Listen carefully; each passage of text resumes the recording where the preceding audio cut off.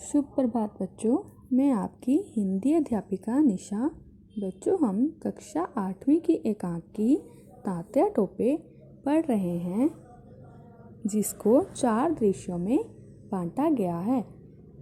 एकांकी के प्रथम 2 दृश्यों के बारे में आपने पिछले भाग में भी पढ़ा है तथा आपको यह पता है कि यह एकांकी तात्या टोपे की वीरता, शौर्य तथा उनकी राजा मान सिंह के साथ मित्रता के विषय में है।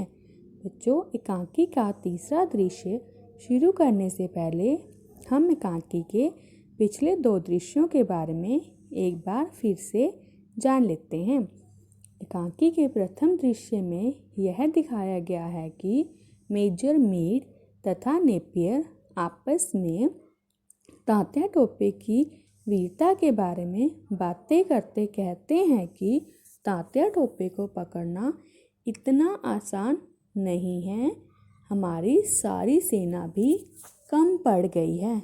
इतने में एक गुप्तचर प्रवेश करता है तथा मेजर मीड तथा नेपियर को बताता है कि राजा मान सिंह के पास तात्या टोपे उनके संरक्षण में है।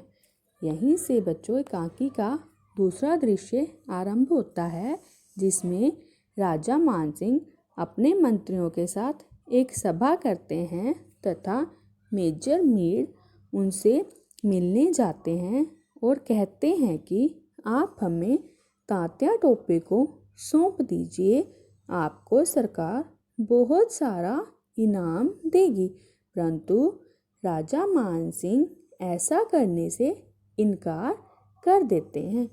यहीं से बच्चों एकांकी का तीसरा दृश्य आरंभ होता है, जिसमें इनकार सुनकर मेजर मीड आवेश में आ जाते हैं तथा राजा मान सिंह के कुछ विश्वासघाती सैनिकों के साथ मिलकर एक षड्यंत्र बनाते हैं तथा राज्य की सारी महिलाओं को पकड़कर ले जाते हैं और राजा मान सिंह को यह संदेश भेजते हैं कि यदि आप राज्य की सारी महिलाओं को वापस चाहते हैं तो हमें तात्या टोपे को दे दीजिए। यहीं से बच्चों एकांकी का तीसरा दृश्य समाप्त होकर अगला और आखिरी दृश्य शुरू होता है, जिसमें राजा मान सिंह अपने महामंत्री विक्रम सिंह के साथ मिलकर एक